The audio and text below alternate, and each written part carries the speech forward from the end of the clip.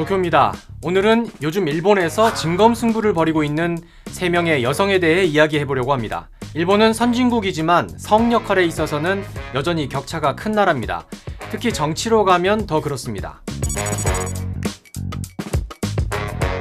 여기에 균열을 내고 있는 정치인 중 한 명이 다카이치 사나의 일본 총리입니다. 다카이치 총리는 지난해 9월 자민당 첫 여성 총재가 됐고요. 그 다음 달에 일본이 내각제를 시작한 이후 140년 만에 첫 여성 총리가 됐습니다. 총리 취임 직후 지지율은 71%로 2000년 이후 네 번째로 높은 총리 지지율을 기록했습니다.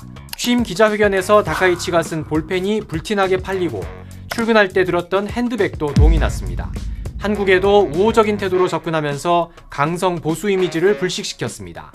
韓国海苔は大好き、韓国コスメも使ってます。韓国ドラマも見ております。 취임 이후 줄곧 지지율 60-70%를 유지하며 식을 줄 모르던 다카이치의 인기가 최근 변화의 조짐을 보이고 있습니다. 지난 17일 일본 의회에서 황실전범 개정안이 처리된 직후 여론조사에서 다카이치 내각 지지율이 급락한 겁니다. 지난 20일 마이니치 신문 조사에서 한 달 전보다 10%포인트 떨어졌고 그 일주일 뒤 요미우리 신문 조사에서도 12%포인트나 하락했습니다. 한 달 만에 내각 지지율이 10%포인트 이상 떨어진 건 2022년 기시다 내각 당시 통일교 관련 의혹이 불거졌던 이후 처음입니다. 요미우리는 지지율 급락 이유에 대해 여론이 첨예하게 갈리는 황실전범 개정안을 강행 처리했기 때문이라고 지적했습니다. 황실전범은 일본 왕위 계승과 왕실 구성을 정한 법입니다. 민생과는 큰 관계가 없죠. 그런데 왜 민심은 이렇게 예민하게 반응했을까요? 여러 복잡한 사정이 있지만 한마디로 왕위 승계권이 걸려있기 때문입니다. 남은 왕족 16명 중 일왕 승계가 가능한 남성은 3명인데 사실상 승계가 가능한 젊은 남성은 나루히토 일왕의 조카인 히사히토 친왕 1명뿐입니다. 왕위는 북의 남성만 승계할 수 있는 원칙 때문에 만일 히사히토가 아들을 낳지 못하면 후계가 끊기게 됩니다. 해결책은 2가지였습니다.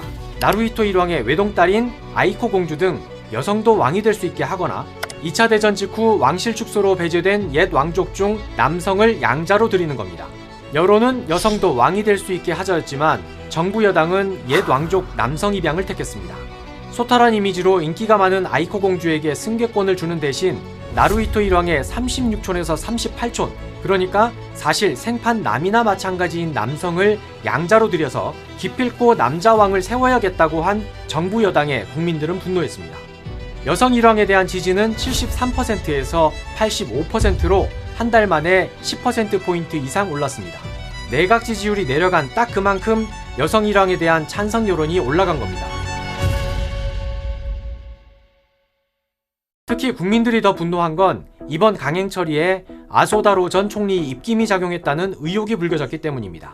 아소 전 총리의 여동생은 노부코 왕비로 지난 1980년 결혼을 통해 왕족이 됐는데요. 현재 왕족 중 고령자와 미혼을 빼면 양자를 입적할 가능성이 가장 높다는 관측이 나옵니다. 실제로 노부코 왕비가 옛 왕족 남성을 입양하고 그 양자가 아들을 낳는다면 그 아들은 왕이 될 수 있습니다. 지금의 나루히토 가문이 아닌 아소 가문에서 왕이 나올 가능성이 생기는 겁니다. 당내 기반이 약한 다카이치가 자민당 내 유일한 파벌을 이끌고 있고 자신을 총리 자리에 올려놓은 아소의 요구를 거절하긴 힘들었을 거란 추정도 나옵니다. 아무튼 정치권의 유리장벽을 뚫고 처음으로 여성 총리가 된 다카이치가 여왕은 절대 안 된다는 자민당 강성보수의 손을 들어주는 아이러니한 장면. 직접 설전을 주고받진 않았지만 다카이치 총리와 아이코 공주와의 대결 구도로 느껴지기도 합니다. 지난 27일 의회에서 여성 일왕을 포함해 왕실 승계 방안을 논의할 자문회의 설치 요구가 나왔지만 다카이치 총리는 당장 그럴 생각이 없다고 선을 그었습니다. 하지만 이번 황실 전범 개정으로 절대 무너지지 않을 것 같던 지지율의 둑이 한번 무너진 만큼 정권이 국민 여론과는 동떨어진 행보를 계속한다면 정권의 근간이 흔들릴 수 있습니다. 만일 다수 국민들의 목소리가 보수 우익 세력을 넘어서고 이를 통해 여성 일왕 가능성이 열린다면 그 의미는 단순히 왕실 문제에 국한되지 않을 겁니다. 한 지방 도시에서도 유의미한 변화가 시작되고 있습니다. 교토부 이와타시의 가와타쇼코 시장 이야기입니다. 30대인 가와타 시장은 지난 20일 출산 휴가를 시작했습니다. 누구나 가는 출산휴가이지만 일본 지자체장 중 헌정사상 처음이어서 전국적인 논쟁으로 번졌습니다. 가와타 시장은 3년 전 33살의 나이에 전국 최연소 시장으로 당선됐을 때 이미 화제가 됐었습니다. 취임 이후에도 보육 환경 개선과 인구 문제 해결을 핵심 과제로 추진해 왔는데요. 지난 5월 임신 소식을 알리면서 출산 예정일인 9월 전후로 넉 달간 출산 휴가를 가겠다고 선언했습니다. 妊娠が分かったのが、今年に入ってからなんですけれども、産休ですね、これの取得を予定すると。 휴가 기간에는 부시장이 시장 권한대행으로 시정을 이끌고 가와타 시장은 시 공무원들과 전화와 화상회의를 통해 소통하기로 했습니다. 이런 방안을 마련했지만 선출직 공무원의 출산 휴가라는 점에서 응원과 동시에 무책임하다, 사퇴하라는 비난도 빗발쳤습니다.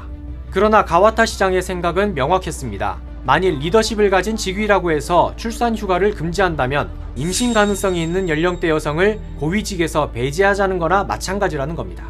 リーダーを含めたですね、さまざまな職業において子供を産むということをやはりためらわない社会を作っていかなければ、やはり少子化というのは少子化によるやっぱりこう人口減少、それに伴う経済の劣化というのは私は避けられないというふうに思っています。 출산휴가 규정조차 없는 건 선출직 여성 공직자가 극히 적었기 때문입니다. 지난해 말 기준 일본의 여성 지자체장은 광역단체의 4.3%, 기초단체의 3.7%에 불과했습니다. 그 중에서 가와타 시장처럼 임신할 수 있는 젊은 연령대는 더욱 적을 겁니다. 가와타 시장은 한 인터뷰에서 이번 일을 통해서 다양한 직종에 종사하는 모든 사람들이 육아, 출산과 같은 인생의 중요한 순간들을 자연스럽게 받아들이고 일과 삶의 균형을 유지하도록 격려하고 싶다고 말했습니다. 가와타 시장의 이야기를 접했을 때 처음엔 일본만의 이야기라고 생각했습니다. 그런데 확인해보니 그게 아니었습니다. 한국도 선출직 공무원의 출산휴가 규정이 없는 겁니다. 그나마 일본에서는 지난해 국회의원의 경우 출산휴가 규정이 도입되기라도 했습니다. 반면에 한국은 20대, 21대 국회에서 의원직에 출산휴가를 도입하는 법안이 발의는 됐지만 통과되지 못하고 자동 폐기됐습니다. 미국과 영국, 독일, 북유럽과 뉴질랜드 등은 선출직 공무원의 출산휴가를 보장하고 있습니다. 지난해 세계경제포럼이 발표한 젠더 격차 지수에서 한국은 148개국 중 101위, 일본은 118위를 기록했습니다. 남녀 불문, 그 사회 구성원들이 자기 능력을 100% 발휘하는 지속 가능한 사회를 만드는데 우리는 얼마나 절박한가 돌아봐야 할 것 같습니다.